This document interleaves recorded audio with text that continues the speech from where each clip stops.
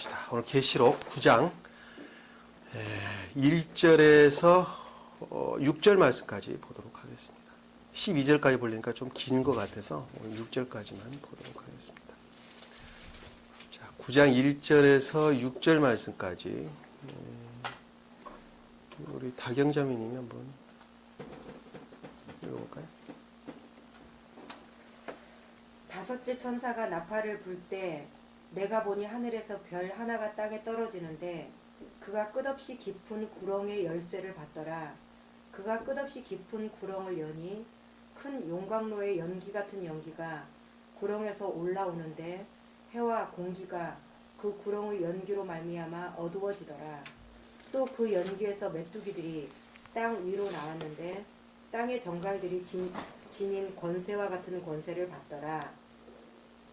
그들에게 명령이 내려지기를 땅의 풀이나 또 어떤 푸른 것이나 어떤 나무도 해치지 말고 다만 그들의 이마에 하나님의 인장으로 표시받지 아니한 사람들만 해치라고 하더라. 또 그들에게 명령이 내려지기를 그 사람들을 죽이지는 말고 오직 5달 동안 고통만 주라고 하는데 그 고통은 마치 전갈이 사람을 쏠 때의 고통과 같은 것이라. 그날에는 사람들이 죽음을 구하여도 찾지 못할 것이요 또 죽으려고 애를 써도 죽음이 그들을 피하리라. 또 그 메뚜기들의 모양은 전쟁을 위하여 준비한 것. 자, 6절까지만 보도록 하겠습니다. 자, 피하리라. 아멘. 자, 지금 8장 1절부터 지금 우리가 좀 살펴봤는데 나팔을 떼는 과정이 지금 설명이 되어 있습니다. 이 보니까 첫째 인을 떼는 과정에서 7째 인을 뗐고 그 다음에 7째 인을 떼면서 7나팔이 나왔죠. 그리고 7나팔 마지막 나팔을 불면서 7금대접이 나옵니다. 쏟아지는 7대접이 나오죠. 그렇게 지금 쭉 설명이 돼서 나오는 것입니다.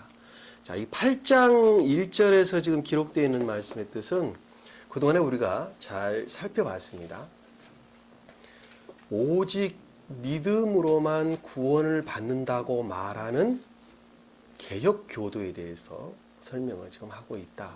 자, 개혁교도뿐만이 아니라 좀 더 포괄적인 의미로 인애의 삶으로, 다시 말하면 선을 행하는 것으로부터 구원을 받는 것이 아니라 단순하게 오직 예수 그리스도를 믿는 믿음으로만 구원을 얻는다라고 생각되는 사람들, 그와 같은 종교적 교리 안에 있는 사람들, 자, 그 사람들의 마음의 상태가 어떻느냐, 다시 말씀드리면 말씀의 가르침으로부터 그들이 가지고 있는 생명의 상태가 어떻는가 하는 것을 나팔 부는 과정으로 지금 설명이 되어 있다 하는 것을 우리가 요 전에 한번 살펴봤어요. 그렇죠? 자, 그 부분 살펴봤는데 그것이 첫째 나팔, 둘째, 셋째, 이렇게 넷째 이렇게 지금 봤죠. 오늘 지금 5째 나팔에 대해서 지금 설명을 하고 있는 것입니다. 근데 그분들의 마음의 속성은 어땠었죠? 전체적으로 한번 우리가 문각을 보면, 전체적으로 내용을 보면 첫째 나팔을 불었을 때 피가 섞인 우박이 따르더라 이렇게 나왔었죠. 그래서 땅에 쏟으니까 나무의 3분의 1이 다 타버렸다 이 말씀으로 설명이. 그들의 탐욕에서 비롯된 거짓 이외에는 아무것도 남아있지 않았다. 두 번째 나팔을 보니까 바다에 있는 고기들이, 살아있는 고기가 아무것도 없었다고 좀 설명이 되어 있었죠. 그리고 세 번째는 그것들이 쓴물이었다고 나오게 되는 것입니다. 그 다음에 네 번째는 삶이라는 측면에서 보니까 삶의 인의 습관, 낮도 저기 3분의 1, 빛이 3분의 1이 없었고 밤도 그라했다 이렇게 설명이 됐죠. 다시 말씀드리면 인에 속한 삶이 아무것도 없는 상태를 가리켰다 이렇게 설명이 되어 있습니다. 그리고 그것에 대해서 주님께서 멸망당한 그들을 보고 깊은 슬픔에 잠겨있는 과정을 우리가 13절에서 지금 살펴봤습니다. 그것까지가 지금 우리가 넷째 나팔을 분 과정으로 설명이 돼서 나왔던 것이죠. 자, 여기서는 지금 9장 1절에서 지금 기록되어 있는 말씀을 보면, 자, 이제 살펴보도록 하겠습니다. 자, 5째 천사가 나팔을 불 때 내가 보니, 자, 나팔을 분다고 하는 것은 임유에 속한 드러남이죠. 임유로부터 드러남을 뜻하는 것이죠. 말씀 주님으로부터 임유에 속한 낮은 땅의 임유에 속한 그것들의 드러남이죠. 그렇죠. 그러니까 그들의 영의 상태의 탐구와 조사 그리고 드러남이다 하는 것을 알 수가 있어요. 이건 여러분 다른 사람한테 말하는 것이 아니라 여러분 자신들에게 지금 하고 있던 말씀이라는 것 명심하셔야 됩니다. 너가 아니고 바로 나예요. 내 생명의 상태에 대해서 지금 주님이 조사를 지금 하고 있는 것입니다. 네가 도대체 말로는 뭐 이내의 이웃을 사랑을 베풀어야 구원을 받는다고 말을 하지만 너도 믿음으로 구원 얻는다라고 말하는 사람 혹시 아니냐? 그렇게 주님이 생각할 수 있겠죠. 그렇죠. 그러니까 다 나 자신을 두고 하시는 말씀이라는 것을 우리가 명심을 하셔야 됩니다. 다섯째 천사가 나팔을 불 때 보니 하늘에서 별 하나가 땅에 떨어지는데, 자, 별이 땅에 떨어졌다는 것은 지식이 아무것도 없었다는 것이죠. 하늘은 곧 선에 관한, 진리에 관한 지식이죠. 거기 있는 별이 땅에 떨어졌다라고 하는 것은 교회에 속한, 다시 말씀드리면 선에 속한, 진리에 속한 지식이 아무것도 없는 상태다 하는 것을 알 수가 있어요. 제가 교회에 속한이라고 말을 하다가 다시 말하면 선에 관한, 진리에 관한 이렇게 말을 하는 것은 교회는 곧 선과 진리로부터 교회라는 것을 설명하기 위해서 늘 내가 반복해서 설명을 하는 거예요. 예를 들어서 즉 다른 말로 말하면 이렇게 말할 때는 같은 의미를 담아서 풀어서 설명을 제가 지금 하고 있다는 것. 놓쳐버리지 마시라고. 같은 말이라는 건. 근데 땅에 떨어지는데 그 끝없이 깊은 구렁의 열쇠를 받았더라. 자, 땅에 떨어졌다라고 하는데 우리가 요 앞에서 보면 땅이라는 말은 교회의 내면적인, 내적인 사람들을 가리킨다고 우리가 한번 설명을 드렸었죠. 그리고 바다는 교회의 외적인 사람들을, 나 하나로 보면 내 마음의 속마음에 관한 것, 그 다음에 하나는 겉사람에 관한 것, 이걸 설명을 하고 있다는 것을 알 수 있어요. 그리고 지금 적용이라는 측면에서 교회를 보게 되면 교회의 내적인 사람들을 구성하고 있는 목사님들이나 뭐 성직자들, 뭐 학교 강단에서 가르치는 교수들, 뭐 갖가지 사람들로 이야기해 볼 수가 있겠죠. 소위 말하면 그런 사람들의 상태에 대해서 지금 설명을 하고 있는 것입니다. 이 성경 말씀에 대해서 깊이 연구하는 사람들, 뭐 이런 사람들에서 우리가 생각해 볼 수가 있겠죠. 자, 그들이 가지고 있는 지식이라는 것이 어떻게 됐다고 그러니까 교회에 속한 것이 아무것도 없었다. 땅에 떨어졌다. 그 대신 뭐가 차지하고 있는가 한번 봤더니 그 자리에 차고 있는 것이 뭐가 차고 있는가 봤더니 그가 끝없이 깊은 구렁, 이렇게 끝없이 깊은 구렁이라는 뜻은 그렇죠. 아비소스를 가리키는 말씀 뜻입니다. 아비소스. 헬라어로 아비소스라고 그러죠. 지옥을 가지고 있었다. 이 지옥은 뭐가 지옥이죠? 지옥.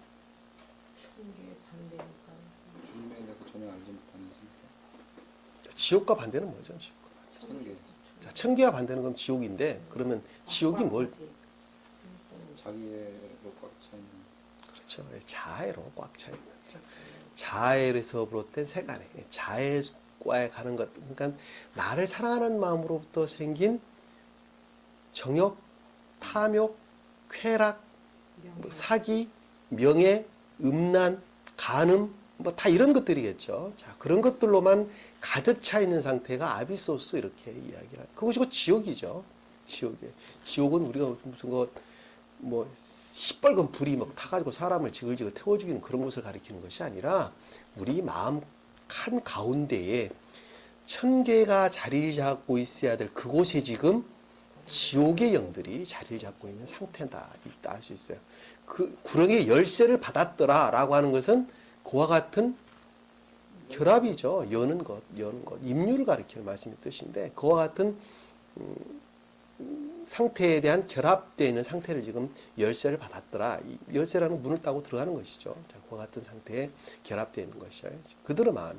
그러니까 우리 마음 깊은 곳에 하나님을 사랑하고 내 몸과 같이 이웃을 사랑해야 될 선과 진리가 자리 잡고 있는 것이 아니라 그 대신에 나를 사랑하고 나를 사랑하는 것으로부터 정욕, 탐욕, 쾌락, 자애 이런 것 비롯된 그 다음에 간음, 시기, 질투 뭐 이런 것들로 가득 차 있는 가득 차 있는 우리 마음의 상태를 가리키는 말씀의 뜻이라는 것입니다. 알 수 있죠? 자, 그가 2절에 보니까 그가 끝없이 깊은 구렁을 여는 끝없이 깊은 구렁을 여는 큰 용광로의 연기 같은 연기가 구렁에서 올라오는데, 자, 끝없이 깊은 구렁을 열었다라고는 그것이 곧 지옥의 상태였는데, 큰 용광로의 연기다. 이 용광로는 뭘까요? 쇠불이 그냥 녹는 것이죠. 녹는 게 용나는 거지. 화로죠. 소위 말하면 화로인데, 다른 말로 말하면 탐욕이죠. 정욕, 탐욕, 이런 것들을 가리키는 것을 용광로 이렇게 이야기를 하는 것입니다. 사랑 대신에 탐욕, 자아에서 비롯된 탐욕 또는 쾌락, 그런 것들에서 비롯된 기쁨, 이런 것들이죠. 자, 그런 것들이 곧 용광로죠. 거기에서부터 연기가 났어요. 연기가. 자, 뚜껑을 우리가 여니까, 자, 소대다가 우리가 예를 들어서 소대다가 썩은 물을 갖다가 발발발 끓인다고 한번 생각을 해보세요. 그러면 그걸 끓이면서 거기서 김이 나오는데 그 김 냄새가 어떻게 나겠어요? 썩은 냄새가 날 수밖에 없겠죠. 그러니까 용광로가 지금 그 마음의 상태가 지금 썩은 것들로 탐욕, 쾌락, 이런 것들, 그다음에 정욕 이런 것들 그냥 꽉득 차 있고 거기서 지금 용광로처럼 부부불 끓는데 거기서 지금 연기가 지금 나오고 있는 것이죠. 그 기운이 나왔다라는 것은 그것들에서 비롯된 거짓들이라는 것을 우리가 쉽게 이해할 수 있어요. 그러니까 탐욕에서 비롯된 거짓이다 하는 것을 우리가 알 수 있습니다.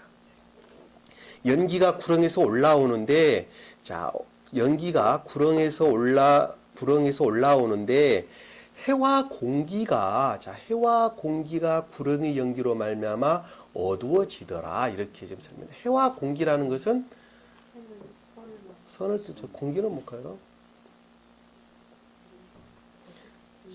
자, 공기는 다른 데서 보면 빛이라는 말로 설명이 되어 있습니다. 다시 말씀드리면 신령선에서 비롯된 신령진리죠. 신령선에 속한 신령진리. 다시 말씀드리면 신령진리가 그 탐욕에서 비롯된 거짓으로부터 어떻게 됐어요? 어두워진 거죠. 자, 어두워졌다라고 하는 것은 완전히 소멸되고 없는 상태를 가리키는 말씀의 뜻입니다.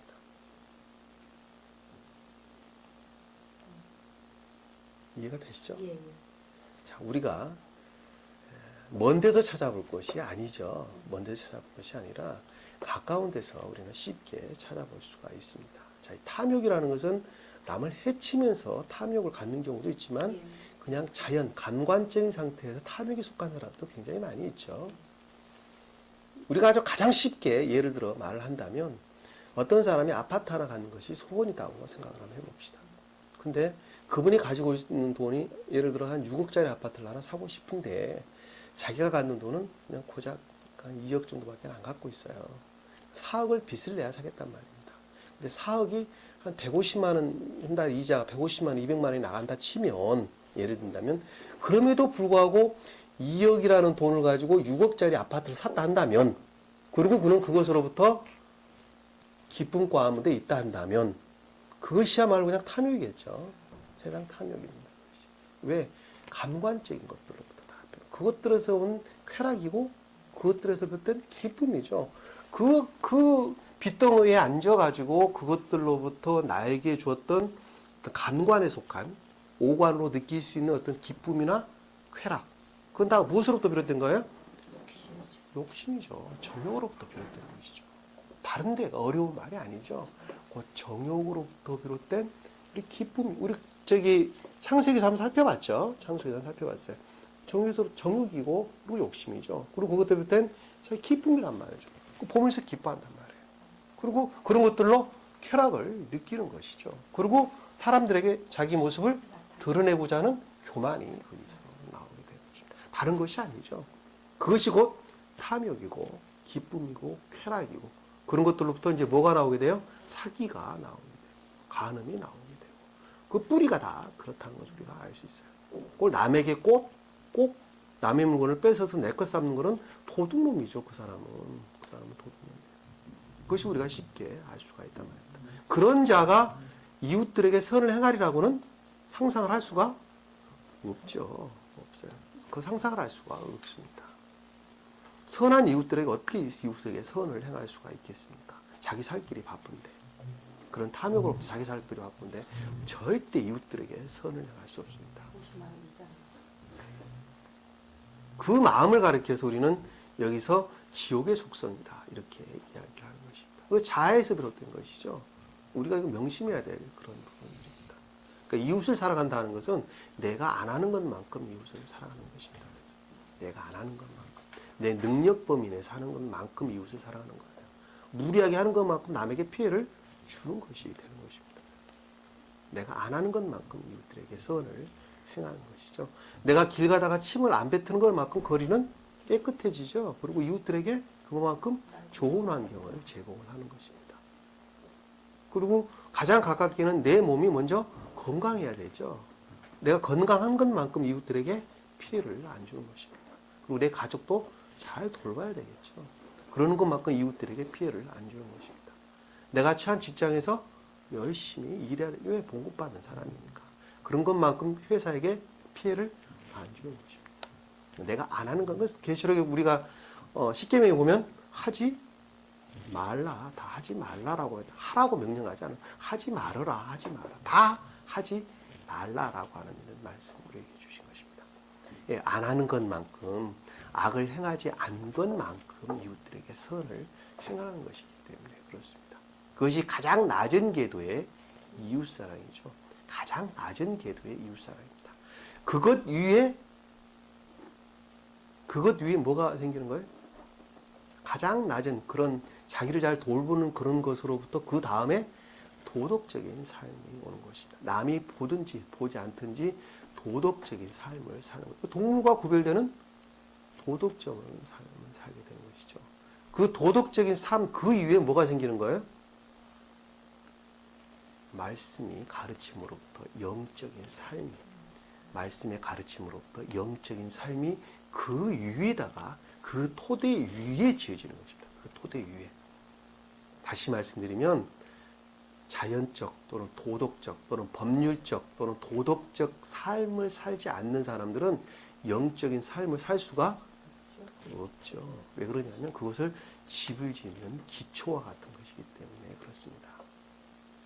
그러니까 성경에서는 다 자연적 선으로부터 주님의 나라를 이루어가는 것을 볼 수가 있어요. 야곱도 라반으로부터 에서를 만나러 가는 과정이 나오게 되는 것입니다. 오늘도 내가 이따가 복음서의 말씀을 보겠지만 세례 요한이 자연적 선을 뜻하는 사람입니다. 다시 말하면 영적인 삶을 살기 위한 기초와 같은, 집을 짓기 위해서 토대를 만드는 것과 같은 역할을 하는 사람이 세례 요한이 뜻하는 말씀의 뜻이 일단 살펴볼 거예요. 그러고 난 다음에 그 영적인 삶이라는 것은 이 말씀의 가르침으로부터 이웃사랑하는 삶을 사는 것을 가리키는 것입니다. 다시 말하면 분별 있는 선행을 행하는 것을 가리키는 말씀의 뜻이죠. 영적인 삶이라는 것은 분별 있는 선행을 행하는 것입니다. 무엇으로부터? 말씀의 가르침으로부터 분별 있는 선행을 하는 것입니다. 가장 높은 궤도의 이웃사랑이라는 것은 지옥에 갈 영혼을 천국으로 인도하는데 도구로 쓰여지는 삶을 사는 것. 그것이 가장 높은 궤도의 이웃사랑을 하는 것입니다. 다시 말씀드리면 이 진리의 말씀, 이 생명의 말씀을 전하기 위해서 사도의 삶을 사는 자. 그러기 위해서 세상이 허락한 모든 것, 세상이 허락한 물질적인 것, 또는 건강에 관한 것, 또는 달란트에 관한 것, 뭐 갖가지 여러 가지 것들을 갖다가 선용의 도구로 쓰는 삶을 사는 자. 그 자를 가르쳐서 가장 높은 궤도의 이웃사랑 삶을 산다. 이렇게 이야기하는 것입니다. 그래서 등차에 의한 삶이죠. 등차에 의한 삶입니다. 그러니까 이웃사랑이라는 개념을 머릿속에 좀 정리를 했으면 좋겠다는 생각이 듭니다. 자, 3절에 보니까 또 연기에서 맷두들이 땅 위로 나왔는데 땅의 정갈들이 지닌 권세와 같은 권세를 받았더라. 자, 또 그 연기에서, 자, 연기는 어디서 비롯됐다 그랬죠? 그렇죠? 자, 정욕에서 그들의 탐욕으로부터 거짓들이 나왔죠. 자, 거짓들이 나왔는데 거기서 메뚜기가 나왔다라고 하는 것은 땅 위로 메뚜기가 지금 나온 거죠. 여기서 땅은 제가 내적인 교회를 가리킨다라는 것은 적용이라는 측면에서 보면 교회의 내면을 구성하는 사람들을 가리키는데 이외에 나왔다라고 하는 것은 전체적으로 그 부분을 차지했다는 뜻이죠. 위라는 것은 가장 중심을, 땅 위라는 것은 가장 중심을 차지한 상태죠, 지금. 그렇죠? 그럼 무엇이 중심을 차지하게 되냐면 메뚜기가 중심을 차지했다 하는 것을 우리가 알 수 있어요. 거짓으로부터 나온 메뚜기가, 다시 말씀드리면 그 말을 바꾸어서 말하면 탐욕으로부터 비롯된 거짓들이 나오는 것으로 말미암아 교회가 감관적인 상태로 바뀌었다는 뜻이죠. 메뚜기라는 것은 뭐예요? 메뚜기. 감관적. 메뚜기라는 것은 풀잎을 기어다니는 것이죠. 풀잎을 기어다니면서 풀을 다 뜯어먹게 되는 거죠. 뭐 땅 위를 기어다니기도 하죠. 메뚜기는 감관적인 사람을 가리키는 사람, 그래서 메뚜기 이렇게 이야기하는 것입니다. 이 감관적인 시각으로부터 말씀을 추론하다 보면 선에 관한 또 진리에 관한 지식들이 다 소멸되죠. 왜? 메뚜기가 풀을 뜯어먹듯이 다 소멸되어 버린단 말입니다. 그 말씀이 지금 기록되는 말씀이에요. 그러니까 교회가 지금 감관적인 상태로 바뀌었다. 감관적인 상태로, 영적이고 내적인 상태의 교회가 아니라 감관적인 상태로 바뀌어, 다시 말하면 눈으로 보고 손으로 만지고 냄새를 맡고 귀로 듣고 그 다음에 미각 이런 것들로부터만 느껴지는 모든 것들에 대한 어떤 기쁨이나 쾌락 상태로 다 빠져버렸어요, 교회가. 그러니까 주님 나라에 관해서 멀어져 버렸죠. 선한 하나님을 사랑하고 이웃을 사랑한다는 것 대신에 감관적인 것들이 자리를 잡다 보니까 감관적인 것들에게 오직 초점이 맞춰지게 됐죠. 그 대표적인 사례가 뭐가 있을까요? 지금 개신교라는 교회의 상태에서 오직 믿음만으로 구원을 얻는다라는 사람들의 상태에서 우리가 한번 적용이라는 측면에서 예를 들어 말한다면 우리 하나씩만 이야기해 볼까요? 우리 교회 확장. 그렇죠. 교회 확장 같은 것도 감관적인 것들에서 비롯된 세상을 향하게 되는 것으로 바뀐 것이죠. 그 다음에 또 뭐가 있을까요? 그렇죠. 헌금 강요. 헌금 강요에서 교회가 성장하는 것이고 그것으로부터 하나님 일을 다했다고 생각을 하고 또 그것을 하는 것으로부터 장로 직분을 사기도 하고 권사 직분을 사기도 하고 교회 헌금 같은 것도 또 예를 들을 수 있을 것이고 또 뭐가 있을까요? 감관적인 상태로 교회가 변질된 것으로부터 나타난 여러 가지 교회의 폐단, 오류 뭐 이런 것들 또 뭐가 있을까요? 그게 목사들의 어떤 명예이죠, 명예. 그리고 이제 우리 성도들 입장에서 본다면 모든 것들을 기도만 하면 주님께서 사업도 축복해주고 가장 대표적인 것들이죠. 성도라는 입장에서 보면 기도만 하면 그렇죠. 이제 기복신앙으로 바뀌게 되죠, 교회가. 왜? 감관적인 상태로 교회가 변질이 되다 보면 자, 기복신앙으로 교회가 바뀌게 됩니다. 그래서 교회 가서 열심히 기도하면 주님께서 사업도 축복해 줄 것이고 또 내 몸도 건강도 회복해 주실 것이다. 물론 주님이 다 하십니다. 궁극적인 도구로서 주님이 다 축복을 해 주십니다. 그러나 그것이 본질에서 멀어진 그것이 곧 목적으로 바뀌게 되는 것입니다. 그래서 자녀가 뭐 좋은 직장에 취직을 할 것이다. 내가 이번에 아파트 당첨권을 하나 샀는데 이번에 주님의 축복권에서 뭐 1억을 뻥튀기 해서 팔았다. 이런 말도 안 되는 수치, 어거지 같은 말을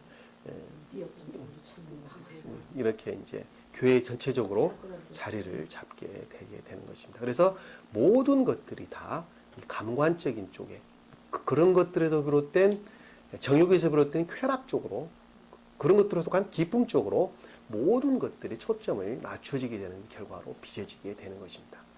그 대표적인 것들이 교리를 잘못 그들의 추론으로부터 교리를 해석하는 것으로부터 나오게 되는 거죠. 그리고 걔가 뭐 강의 설교다 뭐 이렇게 설명할 수도 있겠죠.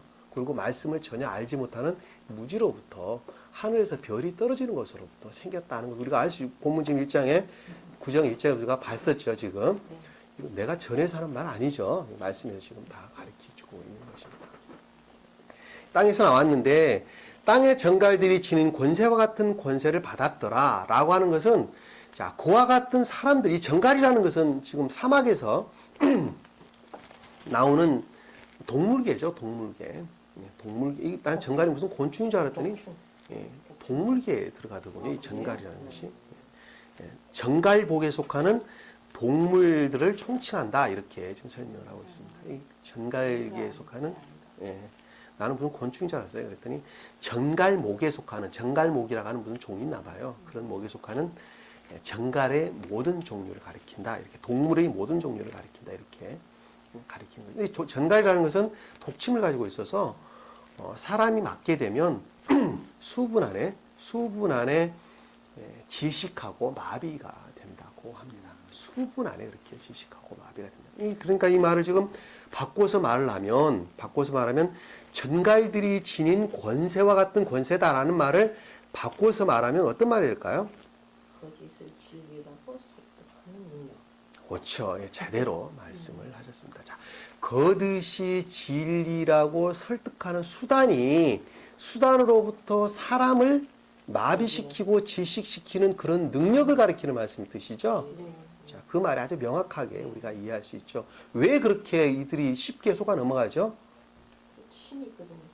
침이거든요. 왜? 그것들이 인간 탐욕에다가 다 조정을 하고 있는 것이거든요.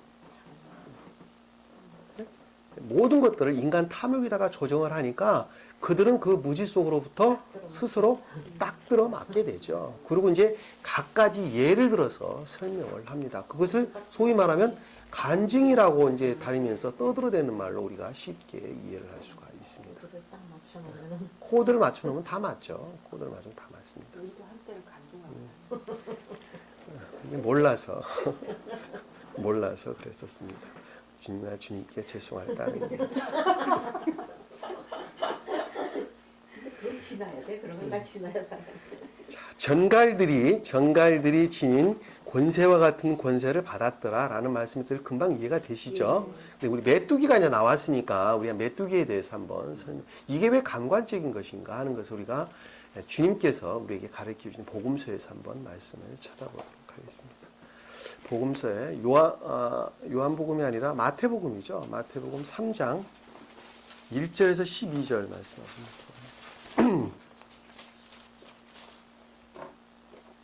마태복음 3장 1절에서 12절 말씀까지 우리 자매님이 한번 천천히 한번 읽어볼까요? 그 무렵에 친구인 요한이 와서 유대 광야에서 전파하여 말하기를 너희는 회개하라 천국이 가까이 왔느니라고 하니 이 사람은 선지자 이사야가 말한 그 사람이라 말하기를 광야에서 외치는 자의 음성이 있어 너희는 주의 길을 예비하고 그의 길들을 곧게 하라 고 하는도다 하셨더라. 이 요한은 낙타털로 만든 옷을 입고 허리에 가죽띠를 둘렀으며 그의 음식은 메뚜기의 야생꼴이더라. 그때 예루살렘과 온 유대와 요단강 주위의 모든 지역에서 그에게 나와 자기들의 죄들을 자백하고 요단강에서 그에게 침례를 받더라. 그러나 그가 많은 바리새인과 사두개인이 그의 침례를 메우는 것을 보고 그들에게 말하기를 오 독사들의 세대야 누가 너희에게 다가오는 직무에서 피하려고 경고하더냐. 그러므로 회개에 합당한 열매들을 맺고 아브라함이 우리의 조상이라고 너희 속으로 말하려 생각지 말라. 내가 너희에게 말하노니 하나님께서 이 돌들로 아브라함의 자손이 되게 하실 수 있느니라. 또한 이제 도끼가 나무 뿌리에 놓였으니 그러므로 좋은 열매를 맺지 못하는 나무마다 찍혀 불 속에 던져지리라. 나는 정령 회개시키기 위하여 너희에게 물로 침례를 주거니와 내 뒤에 오시는 분은 나보다 더 능력이 많으시니 나는 그분의 신을 들만한 자격도 없느니라. 그분은 성령으로 또 불로 너희에게 침례를 주시리라.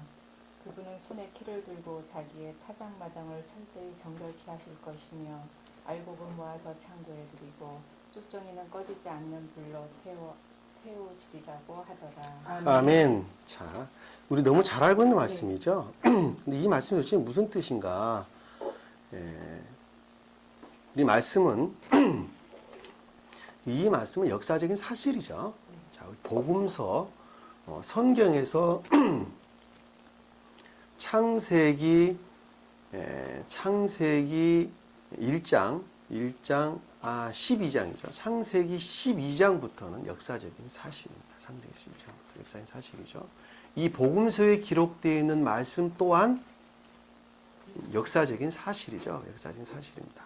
이 역사적인 사실임에도 불구하고 그 말씀 안에는 영적인 뜻을 다 담고 있습니다. 영적인 뜻을 담고 있습니다. 그래서 이것을 역사적인 내적인 뜻 이렇게 이야기를 하는 것입니다. 다른 말로 표현하면 역사적인 내적인 뜻 또는 역사적인 영적인 뜻 이렇게 이야기를 하는 것입니다. 이스라엘 역사임에도 불구하고 그것은 주님이 섭리하셨다라는 말씀의 뜻이죠. 영적으로. 그것을 나 하나 개인으로 보면 내가 살아온 것은 그동안의 나의 역사죠. 나의 역사입니다. 그럼에도 불구하고 나는 주님으로부터 섭리 가운데 주님의 나라를 이루어가고 있는 것이죠. 그렇죠? 그러면 내 삶이라 하는 것은 지금 이 순간뿐만 아니라 과거뿐만 아니라 지금 이 순간 그리고 앞으로도 주님과의 밀접한 관계에 있다는 것을 우리가 쉽게 알 수가 있다. 말씀을 통해서 우리는 쉽게 알 수 있어요. 이 말씀이 성경 말씀이 역사적인 사실임에도 불구하고 그 가운데에 영적인 뜻들을 다시 말하면 영적인 다큐멘터리를 가지고 있다고 하는 것은 영적인 이야기, 소위 말해 영적인 다큐멘터리를 가지고 있다고 한다면 그것은 그 역사적인 사실 그 자체가 주님과의 밀접한 관계에 있다는 것을 알 수가 있다. 다시 말하면 주님이 섭리하시고 있다는 것을 우리가 명확하게 이해를 할 수 있다는 것을 이거 놀라운 이야기죠. 내 삶이 또한 내 삶의 역사죠. 그럼에도 불구하고 주님께서 섭리하셨다. 우리가 쉬운 말로 주님께서 인도하셨다라고 하는 말씀의 그 뜻은 내가 오늘 우연한 기회에 어디를 갔는데 누구를 만났다. 내가 우연한 기회에 누구를 만났는데 오늘 이 자리에 참석을 했다. 내가 우연한 기회에 누구를 만났다고 말하지만 그것은 곧 주님이 섭리하시는 것으로 그와 같은 역사가 나타나는 것이죠. 그것을 기록하면 내 역사가 되는 거예요. 내 자서전이 되는 것이고 내 역사가 되는 거예요. 그러나 그것은 주님이 일을 하셨다라고 하는 것은 다시 말씀드리면 나 안에 있는 내 마음 깊은 곳에 있는 주님이 두신 그 사랑으로부터 무엇을 이웃 사랑하고자 하는 그 마음으로부터 또 하나님을 사랑하고자 하는 이웃을 사랑하고자 하는 그 마음으로부터 비롯되어진 모든 것들을 가리키는 말씀의 뜻이라는 걸 우리가 쉽게 짐작을 할 수가 있겠죠. 그 말을 반대로 바꿔 말하면 세상 탐욕으로부터 행한 모든 것들은 다 지옥의 영들과 밀접하게 연결되어 있다는 것을 알 수가 있단 말입니다. 네? 반대로 말하면 지옥의 영들과 밀접하게 연결이 되어 있다라고 하는 말씀의 뜻은 그 자리에 주님이 계셔야 될 그 자리에 지옥의 영들이 자리 잡고 있다는 것을 알 수가 있어요. 그러면 지금 개신교가 우리 앞에서 지금 계시록을 살펴봤는데 그들의 정욕에서 비롯된 거짓들로부터 메뚜기가 나왔다라고 말씀하는 것은 그 자리에 주님이 계신다는 말이 안 계신다는 말씀이에요? 안 계신다는 말씀의 뜻이죠. 그것을 적용이라는 측면에서 보면 지금 십자가에 걸려있는 곳에 주님이 계세요? 안 계세요? 안 계시죠. 계시지 않는다. 뭐 어디에만 계십니까 그럼? 교회에 속한 표징에만 계신단 말이에요. 교회에 속한 표징에. 예를 들면 십자가 그 자체에만 주님이 계시는 것이죠. 그리고 말씀을 읽을 때에 말씀 그 자체에만 주님이 계시는 것입니다. 교회 자체는 계시지가 않는 것이죠. 그리고 성경 말씀을 만약에 목사님 앞에서 읽으신다고 한다면 그 읽으시는 그 말씀 자체는 곧 주님으로서 거룩한 것이죠. 거기에만 주님이 계시는 것입니다. 교회 자체는 계시지 않는다. 그것으로부터 주님과 하나 된 사람들, 주님 나라를 이루고자 하는 사람들과 결합이 일어나게 되는 것입니다. 그럼 교회 목사가 아니라는 이야기죠. 다시 말하면 독사의 자식, 밑에 보면 독사의 자식이 나오는데 독사의 자식들이라는 이야기입니다. 그분들이 존경받을 이유가 아무것도 없는 것입니다. 그들은 무지로부터 그걸 하나님의 종으로 인정을 하는 것입니다. 이거 굉장히 무서운 이야기죠. 사실은 굉장히 무서운 이야기입니다. 자, 그 말씀 우리가 머릿속에 정리가 됐으리라고 보고, 왜 이 역사적인 사실인데 그 영적인 뜻이 있느냐 하는 것을 제가 지금 설명을 드리느라고 구체적으로 설명을 드린 것입니다. 자, 그 무렵에 침례인 요한이 와서 유대 광야에서 전파하여 이 그 무렵이라는 것은 지금 유대 왕 헤롯이 지금 있을 때입니다. 헤롯이 있을 때인데 아기 예수가 이 헤롯으로부터 지금 죽임을 당하게 생겼죠. 그래서 아버지와 같이 지금 이집트로 피난을 갔다가 좀 온 상태를 가리키는, 근데 오셨어요. 지금 오신 때를 가리키는 말씀의 뜻입니다. 자, 요한은 세례 요한은 여기서 보면 사가랴와 엘리사벳 관계에서 태어났죠. 사가랴 제사장의 아들이죠. 세례 요한은 사가랴 제사장의 아들입니다. 다시 말하면 악과 거짓들이 난무하는데 그 가운데서도 자연적 선 안에 있는 사람을 가리키는 말씀의 뜻입니다. 그것이 곧 세례 요한이에요. 무엇으로부터 비롯된? 감관에서 비롯된 자연적 선 안에, 일반적인 자연적 선 안에 있는 자를 가리키는 것이 지금 세례 요한 이렇게 세례하는 요한 이렇게 설명하는, 이 세례라는 말의 뜻은 구약에 아브라함이 할례를 받았죠. 이스마엘이 몇 살 될 때, 10살인가요? 11살인가요? 12살인가요? 기억이 잘 안 나는데, 할례를 받았죠. 12살인가요? 할례를 받게 되는데, 할례라는 것은, 남성의 생식기관의 표피를 돌로 잘라내는 것을 가리키는 말씀이죠. 그것이 곧 할례예요. 남자의 생식기는 곧 생명을 가리키는 말씀의 뜻이죠. 이 생명의 본질, 그 생명 그 자체를 가리키는 말씀의 뜻입니다. 근데 그것을 남자의 표피가 덮고 있다라고 하는 것은, 표피는 악과 거짓을 뜻하는 것입니다. 악과 거짓. 그것으로부터 갖가지 오물들이 생기게 되는 것이죠. 악과 거짓을 뜻합니다.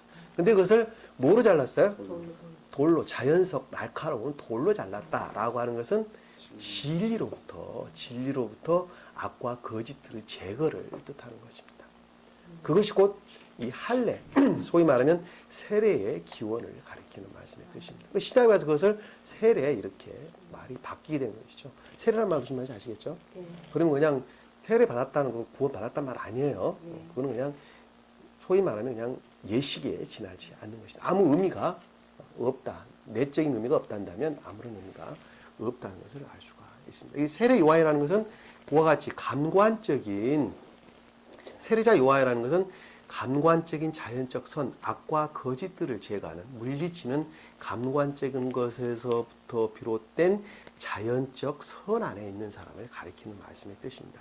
자, 유대 광야에서 전파하여, 자, 유대라고 하는 것은 좋은 뜻으로 선을 뜻하죠. 주님의 신령 사랑을 뜻합니다. 근데 광야라는 것은 사람이 살 수 없는 악한 짐승들이 사는 것을 뜻하죠. 악한 짐승이라는 것은 악과 거짓들이 난무한 마음의 상태라는 것을 알 수가 있어요. 그럼에도 불구하고 지금 세례 요한은 그 가운데에서 자연적 선을 안에 산다, 이렇게 우리가 보면 되겠죠.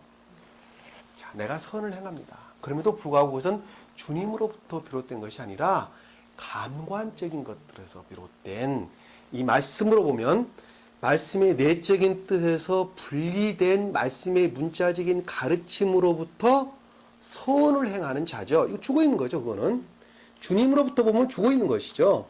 그럼에도 불구하고 그는 소박한 선을 사는 자를 가리킨다는 것을 알 수가 있어요. 우리 다 그렇게 살았죠. 그렇기 때문에 지금 여기에 여러분들이 앉아서 말씀을 배우는 것입니다. 이것이 곧 주님이 오시는 것으로 지금 표현이 돼 있어요. 신약에 보면. 그래서 세례자 요한이 엘리사벳 뱃속에서 6개월 되던 때에 마리아가 예수를 잉태했더라, 이렇게 설명합니다. 상태의 변화, 그러니까 6이라는 것은 시험의 마지막 때를 가리키는 말씀의 뜻이랍니다. 이 자연적 선으로부터 영적인 선으로 바뀌어져 가는 과정, 다시 말하면 진리 가르침으로부터 선을 행하는 쪽으로 바꾸어져 가는 과정이 지금 기록되어 있는 말씀의 뜻이라는 건 우리가 이해가 되시죠? 그 말씀 이해가 되시죠? 자, 유대 광야에서 전파하여, 자, 보니까 말하기를 너희는 회개하라. 이렇게. 회개라고 하는 것은 악을 버리고 선을 행하라. 이렇게 지금 설명을 하고 있습니다. 천국이 가까웠느니라 라고 하는 것은 그것으로부터 천국을 이룬다는 말씀의 뜻이죠. 자, 그것으로부터 천국을 이룬다. 천국이 가까웠니라. 이렇게 설명을 지금 하고 있는 것입니다. 자, 이 사람은 선지자 이사야가 말한 그 사람이라 말하기를, 이 사람은 선지자 이사야가 말한 그 사람이라 말하기를 광야에서 외치는 자의 음성이 있어. 자, 선지자 이사야라는 말씀의 뜻은 선지자는 가르치는 자를 선지자 이렇게 설명을 했었죠. 이 이사야라고 하는 낱말의 뜻은 우리가 히브리어 헬라어 원어를 보면 야샤와 야흐라가 하는 헬라가 아니고 히브리어입니다. 히브리어 원어에 보면 야샤와 야흐라가 하는 합성어예요. 야샤라는 낱말은 광대하다, 풍부하다, 풍족하다 이런 뜻을 담고 있습니다. 야흐라는 말은 주님 자신을 가리키는 말, 여호와, 주님 이런 뜻을 담고 있어요. 다시 말하면 생명으로서, 진리로서 주님을 가리킨다는 것을 알 수가 있습니다. 그것이 그 이사야예요. 다시 말씀드리면 말씀, 생명이신 말씀으로서의 가르침을 뜻한다는 것을 우리가 알 수 있어요. 그렇죠? 이 말씀이 곧 주님 자신을 가리키는 말씀의 뜻이죠. 말씀으로서 선지자 이사야가 말한 그 사람이 말하기를 광야에서 외치는 자다라는, 광야라는 것은 아까 사람이 살 수 없는 악과 거짓들이 난무한 마음의 상태죠. 자, 마음의 상태인데 외치는 자다라고 하는 것은 그것들의 인류를 뜻하는 것이죠. 그것에 말씀의 가르침이 임유하는 것이죠. 임유하는 것을 가리켜서 외치는 자 이렇게 설명했습니다.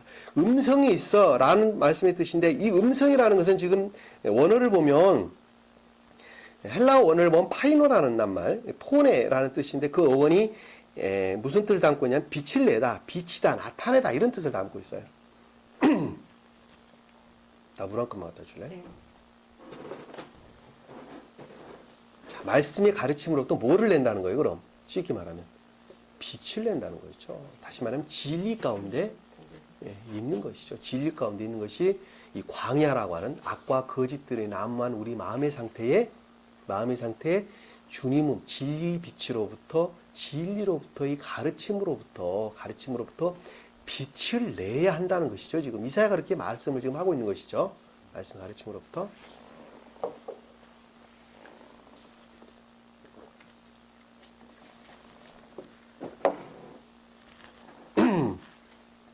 너희는 주의 길을 예비하고, 자, 주의 길이라는 것은 주님의 말씀의 가르침에 속한 교리죠. 길은 교리를 가리키는 말씀. 예비한다는 것은 그것을 준비하는 것이죠. 교리 가운데 나아가도록 준비가 돼야 된다는 말씀의 뜻입니다.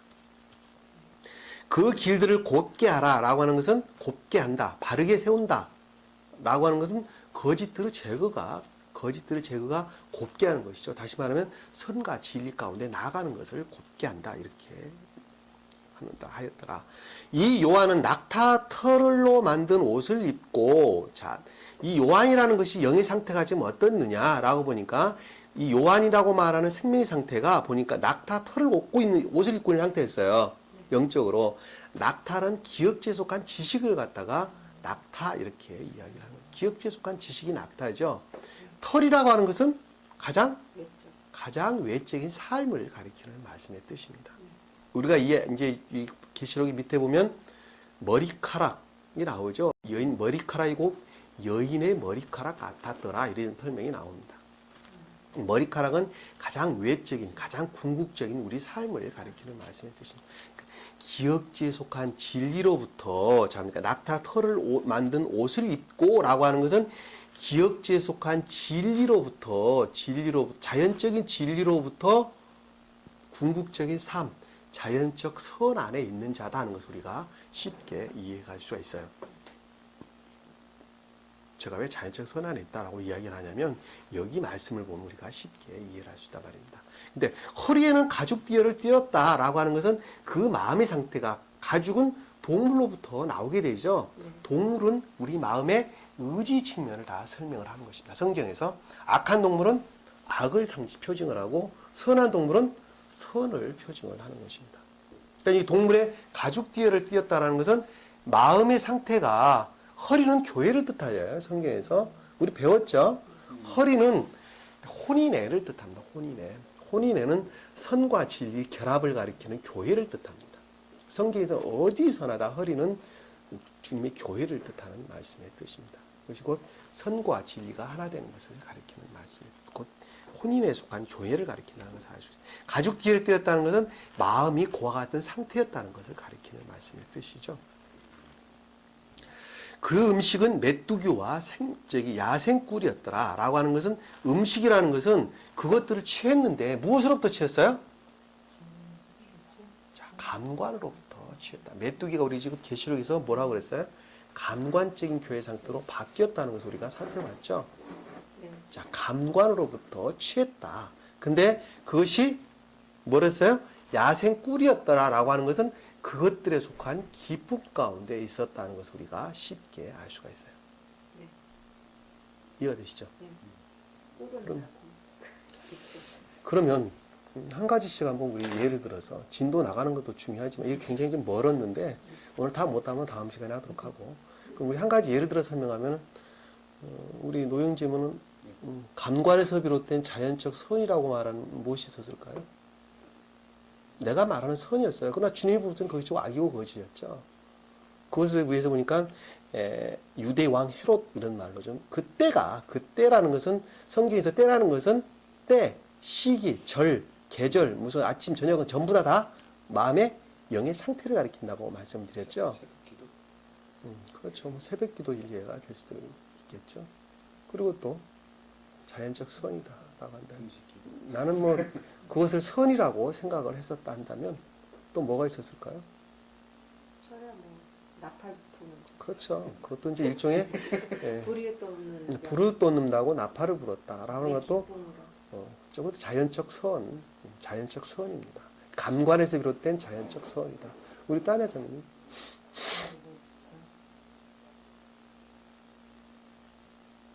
국보라는 사람에게 돈 좀 주는 것도 있고 네, 그렇죠? 그렇죠. 예, 다 그런 것도 자연적 선이라고. 우리 자매님 뭐 밖에 가서 그 선교하시는 분들 그런 분들 많이 이제 후원하실 분이 없으면 제가 이제 후원을 많이 하고 그래서 그렇죠. 예, 자연적 선이죠. 자연적 선입니다. 서른 손인데 자, 선인데 그건 주님 입장에서 보면 곧 유대 왕이었고 헤롯이었죠. 유대 왕이라는 것은 유대는 선이라는 측면에서 악을 뜻하는 것이고 왕은 진리라는 측면에서 거짓이라는 뜻하는 것이죠. 헤롯이라는 것은 그때의 마음의 상태를 가리키는 말씀의 뜻입니다. 유대 왕 헤롯. 자, 그렇죠. 이제 그것이 곧 선으로 우리가 생각을 해서 늘 자연적 선 그렇게 이야기를 하는 것입니다. 그것이 감관에서 비롯된 자연적 선 그것이죠. 그래서 감관. 그것부터 우리는 늘 기쁨을 얻는 것이고 또 혹시 주님이 내게 물질로 주시지 않을까, 축복해 주지 않을까 하는 그런 마음을 늘 갖고 우리가 살게 되는 것입니다. 거기에 바탕이 좀 돼야 그다음에 조금씩 올라가죠. 그렇죠. 자, 그것이 그것마저도 없어. 영적인 삶을 살기 위한 뭐가 됐어요? 토대가 되는 것이죠. 토대가 되는 것이죠. 그것마저도 없는 사람들은 그건 안 되죠. 영적인 선을 이룰 수가 없는 것입니다. 그게 뭐 좀- 그래서 지금 이 첫 장이 지금 각 복음서의 처음에 세례 요한이 들에서 등장을 하게 되는 것입니다.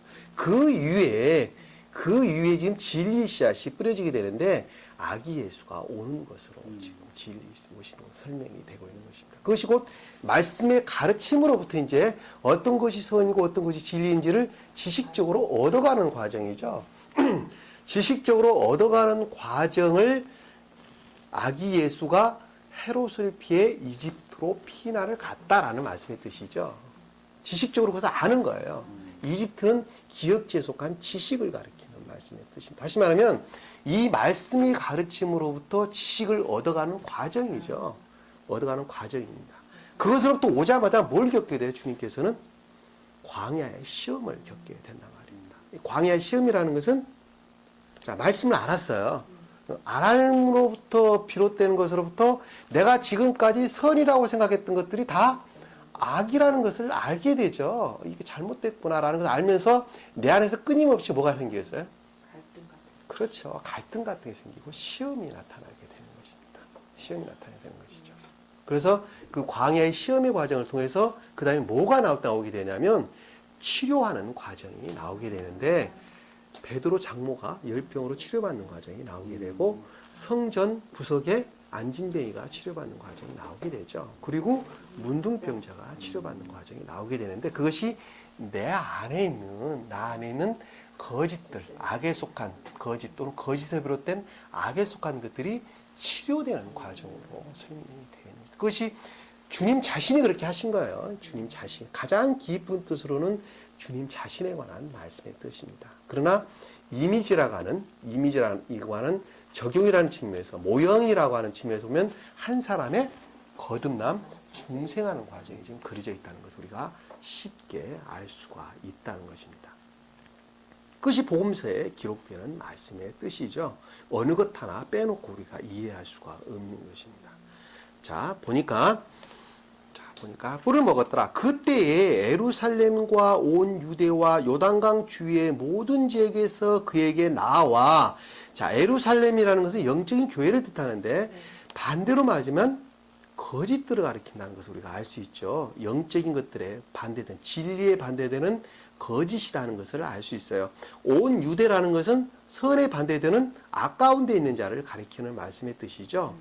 자, 그 다음에 요단강이라는 것은 가장 궁극적인 기역지에 속한 아까운 데 있는 자를 가리키는 말씀의 뜻입니다. 왜? 요단강은 가나안 땅에 들어가는 첫 번째 임류하는 곳이죠. 첫 번째. 그러니까 가장 외적인 기역지에서 비롯된 아까운 데 사는 자를 가리켜서 요단강 이렇게 설명이 됩니다. 그러니까 거기에서 주위에서 모든 지역에서 그와 같은 각가지 상태로부터 요한에게 나왔다라고 하는 것은 세례를 받았다는 것은 그것으로부터 자연적 선 안에 지금 나와 있는 상태죠. 그것이 그 세례를 받는 것입니다. 자연적 선 안으로 지금 나왔어요. 자연적 선 안으로. 문자적인 말씀의 가르침으로부터 선 안에 있었어요. 그럼에도 불구하고 주님과의 결합 상태가 아니었죠. 아닌 상태를 지금 가리키는 말씀의 뜻입니다. 자기들의 죄를 자백하고 라고 하는 것은 자기 악과 거짓에 대해서 시인을 했다는 뜻이죠. 자백을 했다라고 하는 것은 악과 거짓들 했다. 그러니까 자기가 지금 악이고 생각하고 거짓으로 생각했던 이런 것들에 대해서 시인하고 고백했다는 뜻을 가리키고 있는 것이다. 요단강에서 그에게 침례를 받았더라 라고 하는 것은 기역지에 속한 진리로부터 예? 기역지에 속한 진리로부터 세례를 받았더라 라고 하는 것은 악과 거짓들의 제거를 뜻한다는 것을 알 수가 있어요. 악과 거짓들의 제거를. 말씀의 문자적인 뜻이 가장 기역지에 속한 지식들이죠. 자, 말씀 문자의 뜻. 그러니까 그것으로부터 악과 거짓들의 제거를 가리킨다는 말씀의 뜻입니다. 이 계도죠. 지금 계도. 그 위에 이제 주님이 씨앗을 뿌리게 되는 것입니다. 그 위에다가 밑에 쭉 보면 그러나 그가 많은 바리새인과 사두개인이 그 침례 베푸는 데 오는 것을 보고 라고 하는 것은 바리새인과 사두개인이라는 것은 그것들을 멸시하고 무시하는 자들이죠.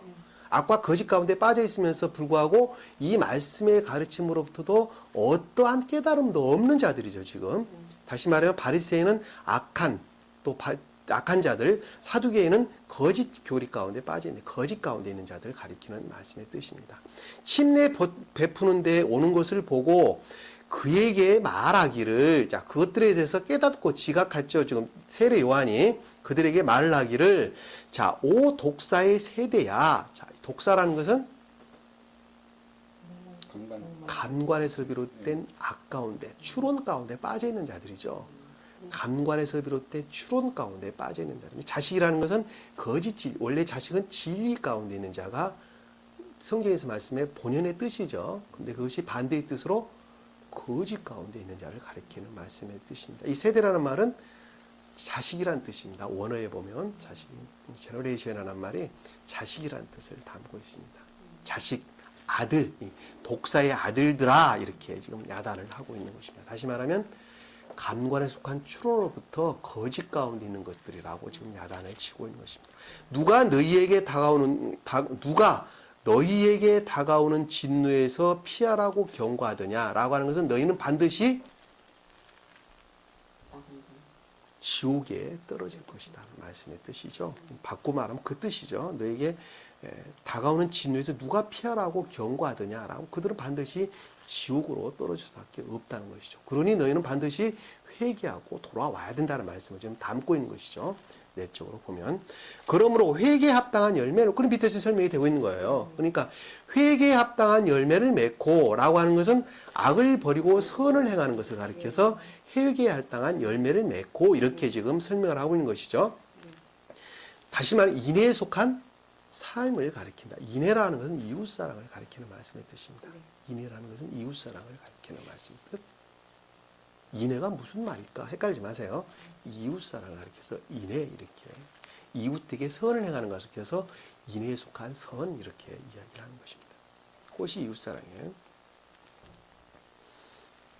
자, 아브라함이 우리 조상이라고 너희 속으로 말하려 생각하지 말라라고 하는 말씀 뜻은, 그들은 마음이 독사의 자식인데 그들은 주님으로부터 비롯된 진리 가운데 있다고 생각을 하고 있다는 것이죠.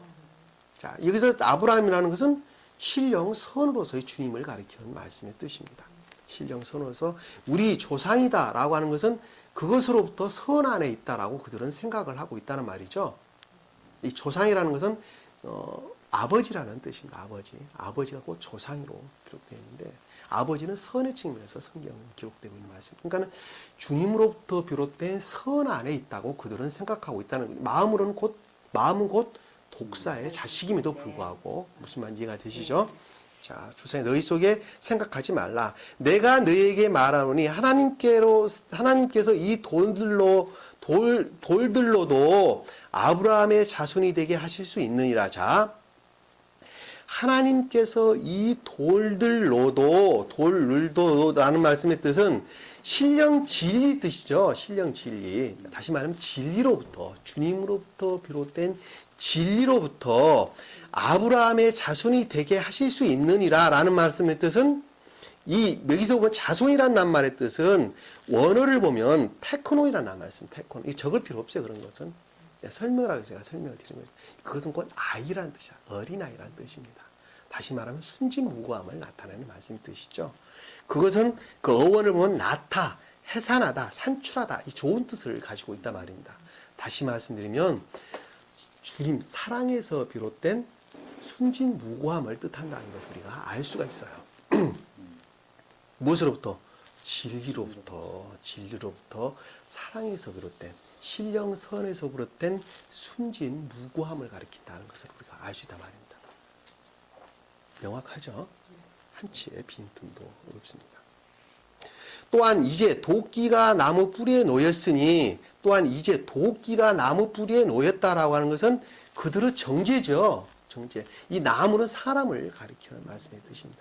지각할 수 있는 것으로부터 사람, 이해하고 깨달을 수 있는 것으로부터 사람. 그렇죠? 자, 진리라는 측면을, 진리가 무엇인지 안다가는 측면에서 사람. 이 나무라는 것은 곧 사람을 가리킨다는 것. 뿌리라는 것은 감관적인 것들이죠. 가장 궁극적인 감관적인 것들을 가리키는데, 나무 뿌리에 놓여 있다, 도끼가 뿌리에 놓여 있다는 것은 감관적인 상태에 놓여 있는 사람들의 정죄를 가리키는 말씀의 뜻이죠. 정죄를 가리킨다는 것을 우리가 알 수 있죠.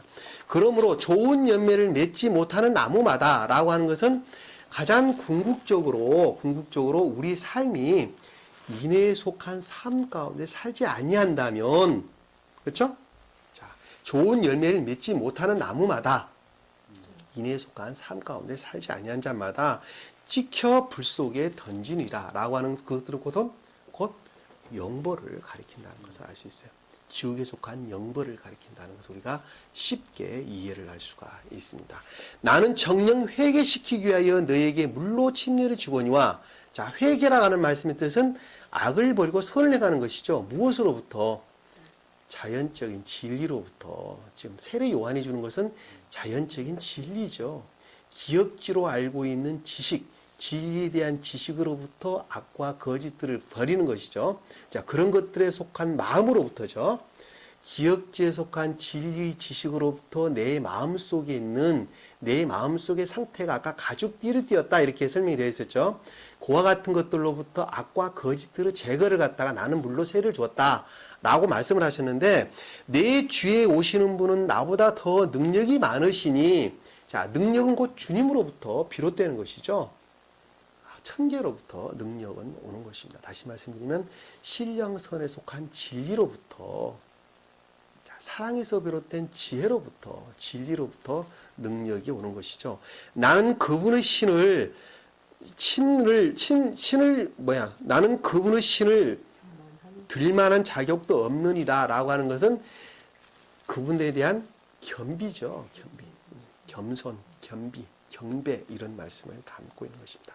그분은 성령으로 또 불로 너에게 침례를 주신다. 자, 그분은 성령이라는 것은 우리가 그동안에 신령, 진리다 이렇게 설명됐죠. 또는 불로 너에게 침례를 준다라고 하는 것은 신령선에 된 진리로부터 악과 거짓들이 제거된다라는 말씀의 뜻이죠.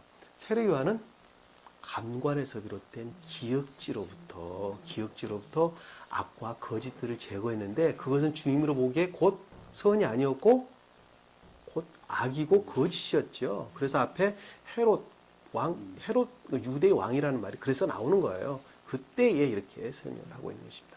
그러나 뒤에 오시는 분은 주님으로부터 비롯된 진리로부터 악과 거짓들이 제거된다 하는 것을 우리가 알 수가 있습니다. 그분의 손에는 키를 들고, 그 주님의 능력이죠. 그 능력은, 키라는 것은 알곡과 쭉정이를 나누는 것이죠. 나누는 것을 갖다 키 이렇게 설명했습니다.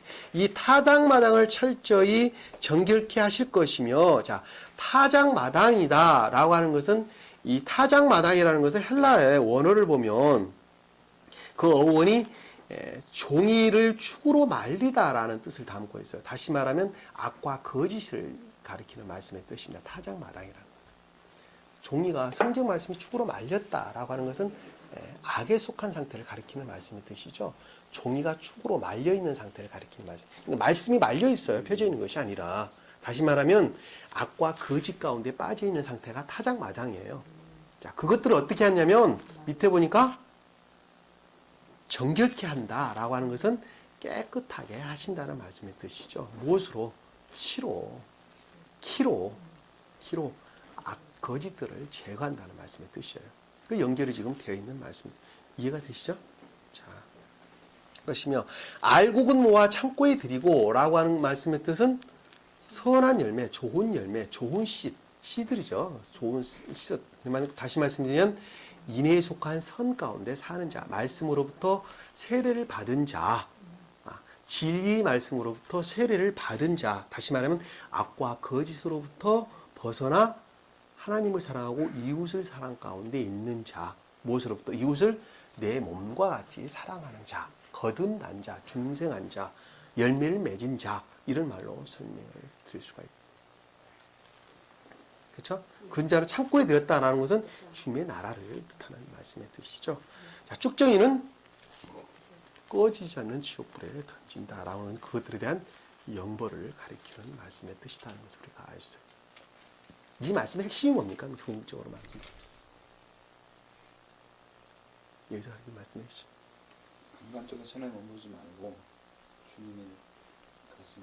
구원은 반드시 주님으로부터만 비롯된다는 말씀의 핵심이죠. 다시 말하면 진리로부터 반드시 악과 거짓들을 제거를 해야 한다는 말씀의 뜻입니다.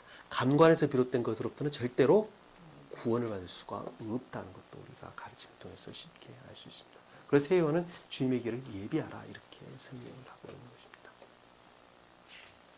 이것은 역사적인 사실임에도 불구하고 그 가운데 영적인 뜻을 담고 있죠. 이 다큐멘터리라는 것을 우리가 쉽게 이해를 할 수가 있습니다. 자, 본문으로 돌아와서 시간이 좀 많이 갔습니다만 별로 어렵지 않으니까 쭉 6절까지 보도록 하겠습니다. 자, 4절에 보니까 그들에게 명령이 내려지기를 땅의 풀이나 어떤 푸른 것이나 어떤 나무도 해치지 말고 다만 그들의 이마에 하나님의 인장으로 표시받지 아니한 사람들만 해치라고 하더라. 자, 그들에게 명령이 내려지기를, 자, 주님으로부터 비롯된 것이죠. 그렇죠? 명령이 내렸다는 것. 다시 말하면 이 말씀 들었던 밑에 쭉 내용을 보면 섭리를 뜻한다는 것을 알 수 있어요. 보호하시는 섭리를 뜻한다는 것을 알 수 있어요. 무엇이? 교회 안에 풀이 또는 푸른 풀이 또 나무가 보호된다는 말씀 있으시죠? 주님의 섭리로 보호되어야 된다. 섭리 가운데 있다는 말씀의 뜻이죠. 풀이라는 것은 믿음, 가장 궁극적인 진리에 대한 믿음이죠. 진리에 대한 믿음 또는 지식, 뭐 이런 말로 설명될 수가 있겠습니다. 그 다음에 어떤 푸른 풀이라는 것은 진리들을 가리키는 말씀의 뜻이죠. 앞에 풀은 지식에 관한 또는 믿음에 관한 내용을 담고 있는 것이고, 그 다음에 어떤 푸른 풀이라는 것은 진리에 관한 내용을 담고 있는 것이죠. 좀 더 궤도가 올라갔죠. 그 다음에 어떤 나무라고 하는 것은 그런 것들에 대한 지각이죠. 깨달음, 지각을 뜻한다는 것을 알 수 있어요. 그것을 해치지 말라라고 말씀하는 것들은 그것들이 보존되어야 된다. 보호되어야 된다는 주님의 섭리죠. 보호하고 계시는 주님의 섭리라는 것을 알 수 있어요. 그런데 이마에 하나님의 인장을 표시받지 아니한 사람들만 해치라라고 하는 말씀의 뜻은 하나님의 인을 받은 사람이 어떤 사람들이었어요? 이와 같은 말씀의 지각으로부터 인에 속한 선 가운데 있는 자가 하나의 이마에 인을 받은 자들이었죠. 반대로 말하면 오직 믿음 가운데 있는 자들은, 다시 말하면 그들의 마음은 악과 거짓, 그들의 탐욕에서 비롯된 거짓으로부터 감관적인 것들에 빠져 있는 자들은 교회에 속한 지식들이 다 아무것도 남아있지 아니하고 완전히 소멸된 상태라는 것을 우리가 알 수 있어요. 그렇죠? 그들만 해치라는 말씀의 뜻인데, 그들은 그들의 거짓된 가르침, 교리로부터 그와 같이 시인과 고백 가운데 있다는 것을 우리가 알 수 있단 말입니다. 그거 해침을 당한 거죠, 그들은. 해침을. 주님이 해치라고 그랬나요? 그게 아니죠. 그들로부터 스스로 해침을 당한 것입니다. 자, 5절에 보니까 또 그들에게 명령이 내려지기를, 자, 그 사람들은 죽이지 말고, 어떤 사람들? 인에 속한 사람들을 죽이지 말고 오직 5달 동안만 고통을 주라고 하는데, 라고 하는 말씀 뜻은 그 가운데에 인을 받은 사람들이 어떤 5달, 5이라는 말은 거의 없는 상태죠. 다른 말로 말하면 거의 없는 상태라는 것은 거의 질식되고 마비된 상태라는 것을 알 수 있어요. 주님이 섭리하시고 보호 가운데 있기는 하지만 그럼에도 불구하고 거짓된 감관적인 것들로부터 주님에 속한 것들이 거의 질식되고 마비된 상태죠. 그러나 죽지는 아니한 상태라는 것을 알 수 있어요. 우리가 다 그랬었죠. 여기 우리 노영재님이 그랬었죠. 영적으로 사망 선고받고 지금 여기 오신 분들, 다시 말하면 실물인간 돼서, 영적으로 실물인간 돼서 다 오신 분들이십니다. 여기 지금 오신 분들이 다 그런 분들이세요. 그것이 곧 5달 동안만 고통을 주라 하더라, 이 말씀의 뜻입니다. 아시겠죠? 5이라는 낱말의 뜻은 거의 없음, 약간 이런 뜻을 담고 있습니다. 숫자 5이라는 낱말은 그런 뜻을 담고 있어요. 그러니까 고통만 주라는 것은, 고통은 전갈의 고통이죠. 그러니까 거의 질식시키는, 마비시키는 고통이라는 것을 우리가 쉽게 알 수 있습니다. 그 밑에 보면 그 말이 나오네요. 바로 고통은 마치 전갈이 사람을 쏠 때의 고통과 같더라 라고 하는 것은, 이 사람이라는 것은 그것들이 곧 진리라고 말하는 것이었죠. 그들은 사람 곧 진리였죠. 근데 그들이 말하는 것들이 곧 진리라고 말했다는 것이죠. 사람을 쏠 때의 고통과 같다라는 것은 그것이 곧 진리라고 말하는 그들의 설득 또는 설득하는 수단, 이런 것들을 가리키는 말씀의 뜻이죠. 그것부터 이 고통이라는 것은 곧 질식시키고 마비시키는 그들의 능력을 뜻한다는 것을 우리가 쉽게 이해할 수가 있단 말입니다. 그 날에는 사람들이 죽음을 구하여도 찾지 못할 것이요, 또 죽으려고 애를 써도 죽음이 그들을 피하리라 라고 하는 말씀의 뜻은, 사람들이 죽음을 구하여도 라고 하는, 사람은 진리 측면에서 소멸되지 않도록 주님께서 보호하심을 뜻하는 것이죠. 죽음을 구한다는 말, 죽음을 구하여도라는 것은 반대의 뜻으로 진리가 소멸되기를 원하지만 그것이 보호된다는 말씀 뜻이죠. 그러니까 찾지도 못할 것이다라는 것은 반대의 뜻으로 그것들이 보호되고 있다. 주님으로부터 보호되고 있다. 이런 뜻을 담고 있는 것입니다. 그 다음에 밑에 보니까 죽으려고 애쓰도 라고 하는 것은 의지 측면에서, 앞에서는 이해의 측면에서 진리를 깨닫고 이해하는 것을 가리키고, 밑에 있는 낱말은 애쓴다는 것은 마음으로부터 애쓰는 것이죠. 다시 말씀드리면 의지 측면에서 소멸되지 않도록 주님께서 섭리하시는 것을 가리킨다는 것을 알 수가 있어요. 그럼에도 불구하고 그것들은 보존된다는 말씀의 뜻이죠. 무엇으로부터? 주님의 섭리로부터 그것들이 보존된다는 것을 우리가 알 수가 있습니다. 선의 지각의 능력이 헛되지 않는 것을 가리키는 말씀의 뜻이고, 그 다음에 사람들이 죽음을 구하여 하는 것은 진리 대 이해의 능력이 상실되지 않는다는 말씀의 뜻이죠. 어떤 자가? 주님으로부터 인을 받은 자가. 다시 말하면 푸른 풀, 어떤 풀이든지 또 나무에 속한 자들이 그것들이 보호되는 섭리 가운데 있다는 것을 우리가 쉽게 알 수가 있습니다. 참 말씀의 가르침이라는 것이 오묘하죠. 저는 공부를 할 때마다 그런 생각을 늘 합니다. 여러분들이 그와 같은 상태에서 지금 이 진리 가운데 나왔다는 것을 우리가 쉽게 알 수가 있습니다. 우리는 말씀을, 가르침을 다시 한번 가슴에 새겨야 합니다. 그리고 내 상태가 지금 어떤 상태인가 다시 한번 자기를 조명해보고, 그리고 늘 점검하고, 또 말씀으로부터 깊이 묵상하고 자기 자신을 돌아보고, 그래서 자기 잘못을 회개하고 바른 길로 돌아오는 것, 그것이 곧 주님께 헌신하는 것이고 충성하는 것이고 또 봉사하는 그런 길입니다. 오늘 주신 말씀 가슴에 새기고 한 주간도 승리하는 저와 여러분 되기를 간절히 축원합니다. 자, 기도하겠습니다. 주님, 오늘도 주신 말씀 감사드립니다. 어떻게 하면 사람이 멸망